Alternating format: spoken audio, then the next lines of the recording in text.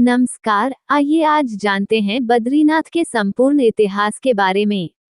बद्रीनाथ जाने के लिए 3 ओर से रास्ता है। रानीखेत से, कोटद्वार होकर पौड़ी गढ़वाल से और हरिद्वार होकर देवप्रयाग से। ये तीनों रास्ते कर्णप्रयाग में मिल जाते हैं। राष्ट्रीय राजमार्ग 7 बद्रीनाथ से होकर गुजरता है।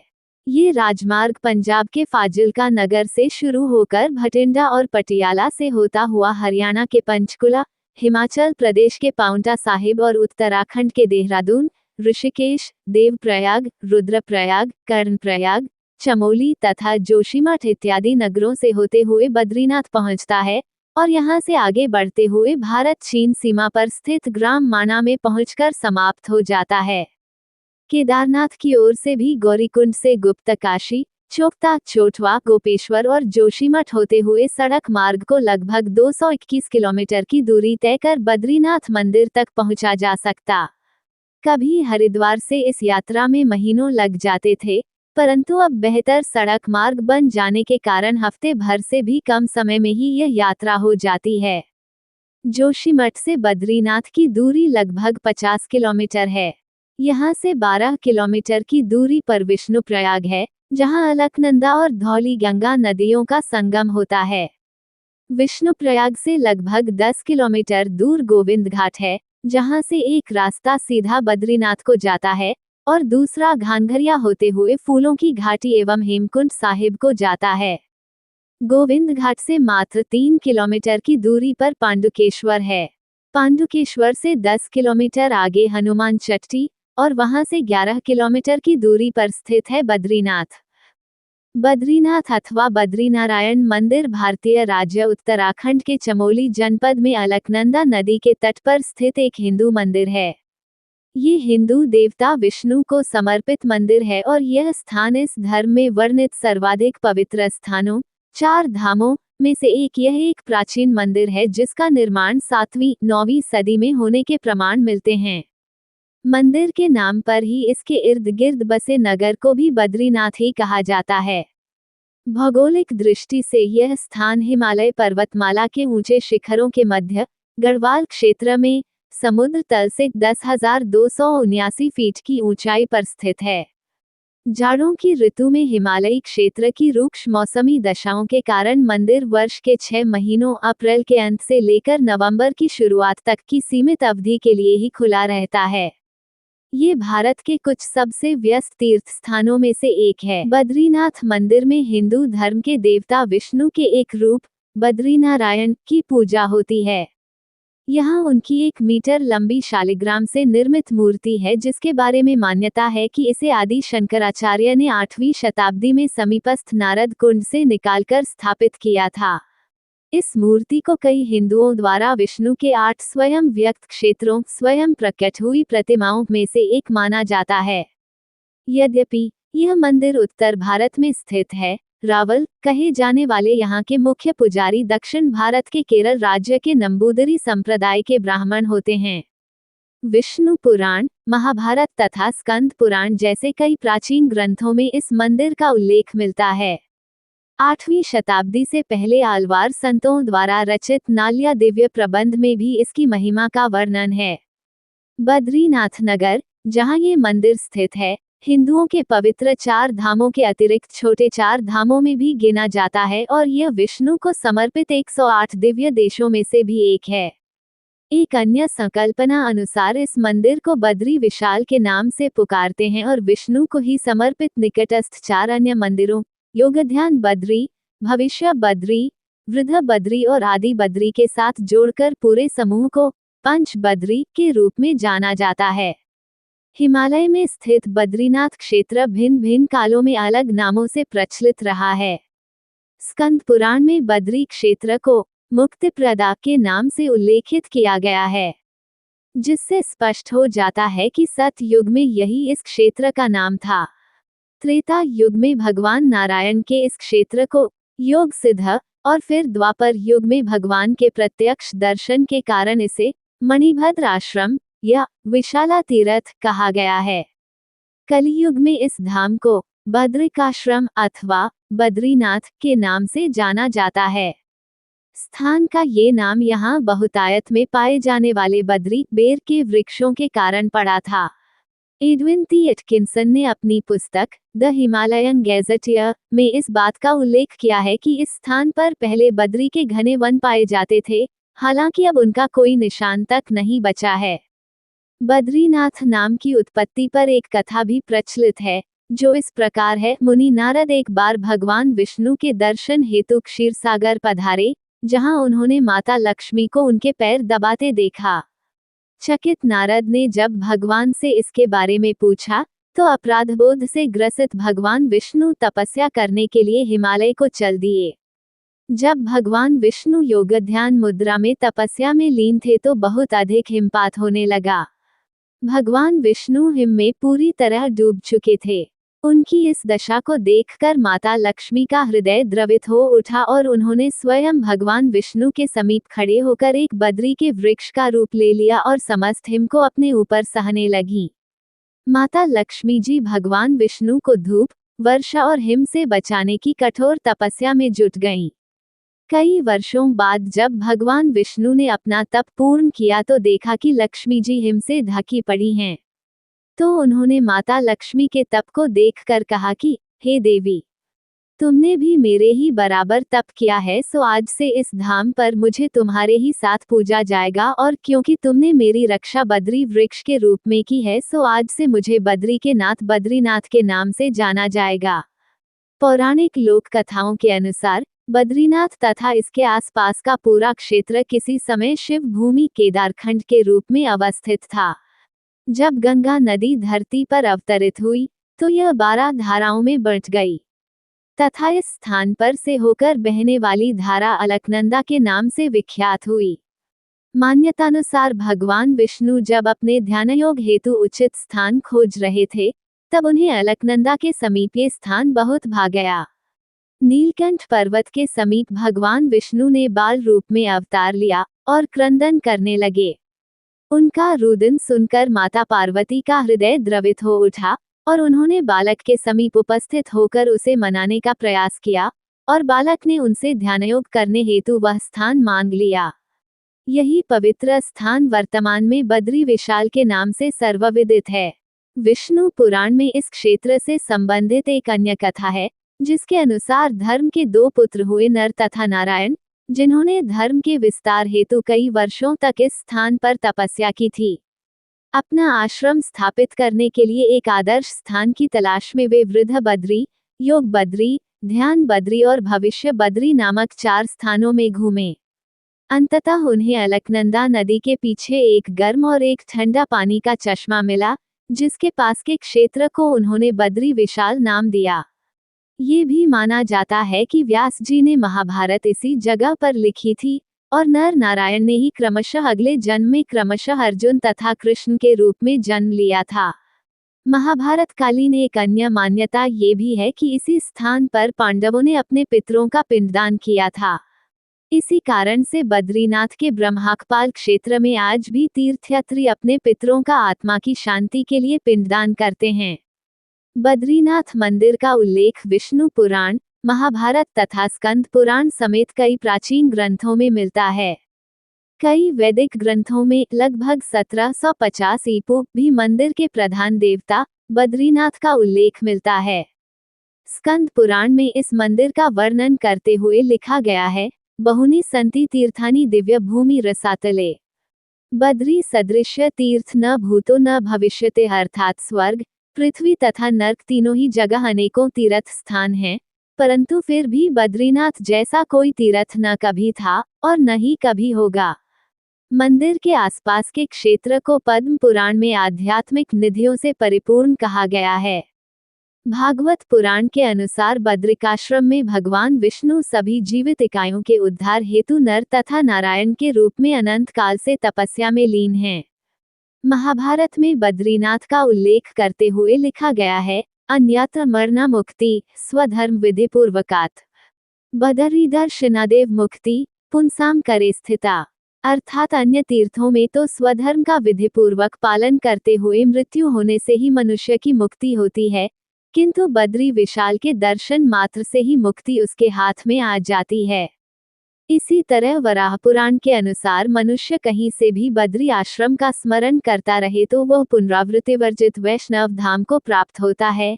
यथा श्री बदर्याश्रम पुण्यम यत्र यत्र स्थित स्मृत स याति वैष्णवम स्थान पुनरावृत्ति वर्जित। 7वीं से 9वीं शताब्दी के मध्य आलवार संतों द्वारा रचित नाल्या दिव्य प्रबंध ग्रंथ में भी इस मंदिर की महिमा का वर्णन है। संत पेरियालवार द्वारा लिखे 7 स्तोत्र तथा तिरुमंगई आलवार द्वारा लिखे 13 स्तोत्र इसी मंदिर को समर्पित हैं।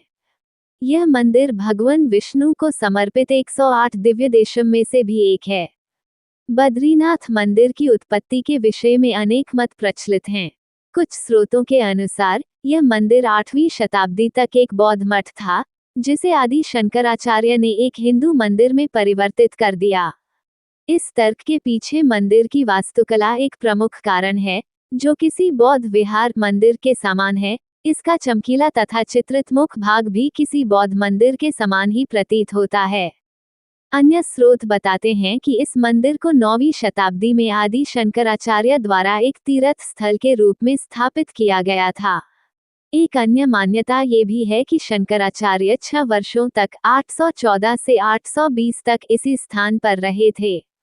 इस स्थान में अपने निवास के दौरान वह 6 महीने के लिए बद्रीनाथ में और फिर शेष वर्ष केदारनाथ में रहते थे।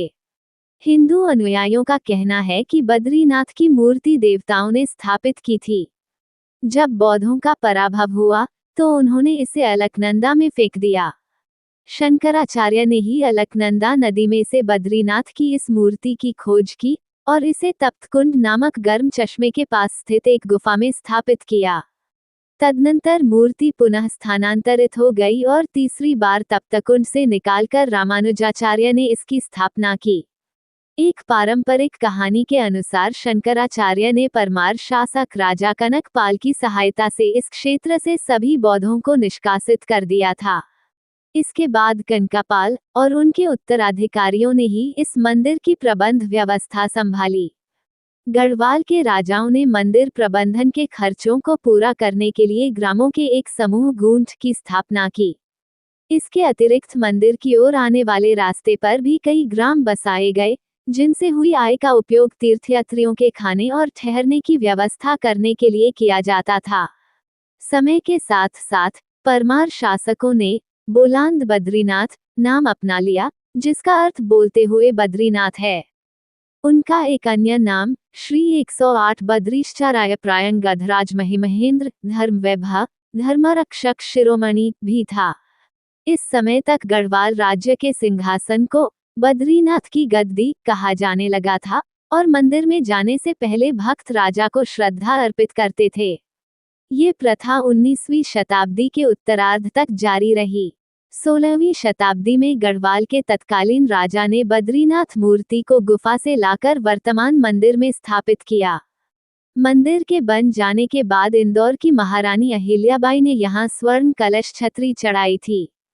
20वीं शताब्दी में जब गढ़वाल राज्य को 2 भागों में बांटा गया तो बद्रीनाथ मंदिर ब्रिटिश शासन के अंतर्गत आ गया। हालांकि मंदिर की प्रबंधन समिति का अध्यक्ष तब भी गढ़वाल का राजा ही होता था।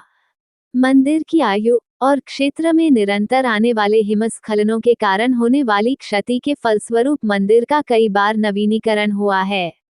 17वीं शताब्दी में गढ़वाल के राजाओं द्वारा मंदिर का विस्तार करवाया गया था।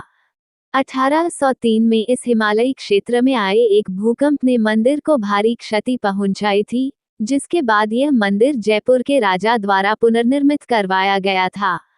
निर्माण कार्य 1870 के दशक के अंत तक चल ही रहे थे। हालांकि यह मंदिर प्रथम विश्व युद्ध के समय तक बनकर पूरी तरह से तैयार हो गया था। इस समय तक मंदिर के आसपास एक छोटा सा नगर भी बसने लगा था, जिसमें मंदिर के कर्मचारियों के आवास के रूप में 20 झोपड़ियां थी। तब तीर्थयात्रियों की संख्या आमतौर पर 7 से 10 हजार के बीच रहती थी। हालांकि प्रत्येक 12 वर्षों में आने वाले कुंभ मेले त्योहार के समय इन आगंतुकों की संख्या 50,000 तक बढ़ जाती थी। मंदिर को विभिन्न राजाओं द्वारा दान दिए गए कई ग्रामों से भी राजस्व प्राप्ति होती थी। भौगोलिक दृष्टि से यह क्षेत्र गढ़वाल हिमालय के रूप में जाना जाता है और इसी क्षेत्र की एक सुरम्य घाटी में स्थित इस स्थान की समुद्र तल से औसत ऊंचाई 10,279 फीट है। पर्वत श्रेणियों के अनुक्रम के अनुसार ये स्थान हिमालय की उस श्रेणी पर अवस्थित है जिसे महान हिमालय अथवा मध्य हिमालय के नाम से जाना जाता है। यह क्षेत्र उन कई पर्वतीय जलधाराओं का उद्गम स्थल है जो एक दूसरे में मिलकर अंततः भारत की प्रमुख नदी गंगा का रूप लेती हैं। इन्हीं पर्वतीय सरिताओं में से एक प्रमुख धारा अलकनंदा इस घाटी से होकर बहती है जिसमें यह मंदिर स्थित है। मंदिर और शहर अलकनंदा और इसकी सहायिका ऋषिगंगा नदी के पवित्र संगम पर स्थित हैं। मंदिर अलकनंदा नदी के दाहिने तट पर, इसके पश्चिम में स्थित है और मंदिर से कुछ ही दूर आगे दक्षिण में ऋषिगंगा नदी पश्चिम दिशा से आकर अलकनंदा में मिलती है।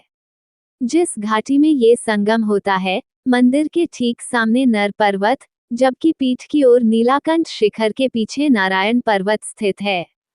इसके पश्चिम में 27 किलोमीटर की दूरी पर स्थित 7,138 मीटर ऊंचा बद्रीनाथ शिखर स्थित है। मंदिर के ठीक नीचे तप्तकुंड नामक गर्म चश्मा है। सल्फर युक्त पानी के इस चश्मे को औषधीय माना जाता है। कई तीर्थयात्री मंदिर में जाने से पहले इस चश्मे में स्नान करना आवश्यक मानते हैं। इन चश्मों में सालाना तापमान 55 डिग्री सेल्सियस 113 डिग्री फ़ारेनहाइट होता है, जबकि बाहरी तापमान आमतौर पर पूरे वर्ष 17 डिग्री सेल्सियस 63 डिग्री फ़ारेनहाइट से भी नीचे रहता है। तप्तकुंड का तापमान 130 डिग्री सेल्सियस तक भी दर्ज किया जा चुका है। मंदिर में पानी के 2 तालाब भी हैं, जिन्हें क्रमशः नारद कुंड और सूर्य कुंड कहा जाता है। हिंदू धर्म के सभी मतों और संप्रदायों के अनुयायी बद्रीनाथ मंदिर के दर्शन हेतु आते हैं। यहाँ काशी मठ, जियर मठ, आंध्र मठ, उडुपी श्री कृष्ण मठ और मंत्रालम श्री राघवेंद्र स्वामी मठ जैसे लगभग सभी प्रमुख मठवासी संस्थानों की शाखाएं और अतिथि विश्राम गृह हैं। बद्रीनाथ मंदिर भगवान विष्णु को समर्पित 5 संबंधित मंदिरों में से एक है, जिन्हें पंच बद्री के रूप में एक साथ पूजा जाता है। ये 5 मंदिर हैं: बद्रीनाथ में स्थित बद्री विशाल बद्रीनाथ मंदिर, पांडुकेश्वर में स्थित योगध्यान बद्री, ज्योतिर्मठ से 17 किलोमीटर 10.6 मील दूर सुबेन में स्थित भविष्य बद्री, ज्योतिर्मठ से 7 किलोमीटर 4.3 मील दूर निमठ में स्थित वृद्ध बद्री और कर्णप्रयाग से 17 किलोमीटर 10.6 मील दूर रानीखेत रोड पर स्थित आदि बद्री। इन 5 मंदिरों के साथ जब 2 अन्य मंदिरों को भी जोड़ा जाता है, तो इन 7 मंदिरों को संयुक्त रूप से सप्त बद्री कहा जाता है। सप्त बद्री में इन 5 मंदिरों के अतिरिक्त कल्पेश्वर के निकट स्थित ध्यान बद्री तथा ज्योतिर्मठ तपोवन के समीप स्थित अर्ध बद्री भी शामिल हैं। ज्योतिर्मठ के नरसिंह बद्री को भी कभी कभी पंच बद्री योग ध्यान बद्री के स्थान पर या सप्त बद्री अर्ध बद्री के स्थान पर में स्थान दिया जाता है। उत्तराखंड में पंच बद्री, पंच केदार तथा पंच प्रयाग पौराणिक दृष्टि से तथा हिंदू धर्म की दृष्टि से अति महत्वपूर्ण माने जाते हैं। बद्रीनाथ भारत के सबसे लोकप्रिय तथा पवित्र मंदिर माने जाने वाले 4 धामों में से एक है। अन्य धाम रामेश्वरम, पुरी और द्वारका हैं। यद्यपि इन धामों की उत्पत्ति स्पष्ट रूप से ज्ञात नहीं है, परंतु आदि शंकराचार्य द्वारा स्थापित हिंदू धर्म के अद्वैत संप्रदाय ने इनकी उत्पत्ति का श्रेय शंकराचार्य को ही दिया है। भारत के 4 कोनों में स्थित इन धामों की यात्रा हिंदुओं द्वारा पवित्र मानी जाती है और हिंदू धर्म से संबंधित प्रत्येक व्यक्ति अपने जीवन में कम से कम एक बार तो इन धामों का दौरा करने की इच्छा रखता है। परंपरागत रूप से ये तीर्थयात्रा पूर्वी छोर पर स्थित पुरी से शुरू होती है और फिर दक्षिणावर्त घड़ी की दिशा में आगे बढ़ती है। इन धामों के अतिरिक्त भारत के 4 कोनों में 4 मठ भी स्थित हैं और उनके समीप ही उनके परिचारक मंदिर भी हैं। ये मंदिर हैं: उत्तर में बद्रीनाथ में स्थित बद्रीनाथ मंदिर, पूर्व में उड़ीसा के पुरी में स्थित जगन्नाथ मंदिर, पश्चिम में गुजरात के द्वारका में स्थित द्वारकाधीश मंदिर और दक्षिण में कर्नाटक के श्रृंगेरी में स्थित श्री शारदा पीठम श्रृंगेरी। यद्यपि विचारधारा के आधार पर हिंदू धर्म मुख्यतः 2 संप्रदायों अर्थात शैव भगवान शिव के उपासक और वैष्णवों भगवान विष्णु के उपासक में विभाजित हैं, परंतु फिर भी चार धाम तीर्थयात्रा में दोनों ही संप्रदायों के लोग खुलकर भाग लेते हैं। चार धाम की तर्ज पर ही उत्तराखंड में भी चार प्रसिद्ध तीर्थ स्थल हैं, जिन्हें संयुक्त रूप से छोटा चार धाम कहा जाता है। बद्रीनाथ, केदारनाथ, गंगोत्री और यमुनोत्री ये सभी हिमालय की तलहटी में स्थित हैं। इनके नाम के आगे छोटा शब्द 20वीं शताब्दी के मध्य में जोड़ा गया था, ताकि इन्हें मूल चार धामों से अलग किया जा सके। चूंकि आधुनिक समय में इन स्थलों के तीर्थयात्रियों की संख्या में भारी वृद्धि हुई है, इसलिए अब इन्हें हिमालय के चार धाम भी कहा जाने लगा है। बद्रीनाथ में तथा इसके समीप अन्य भी कई दर्शनीय स्थल हैं।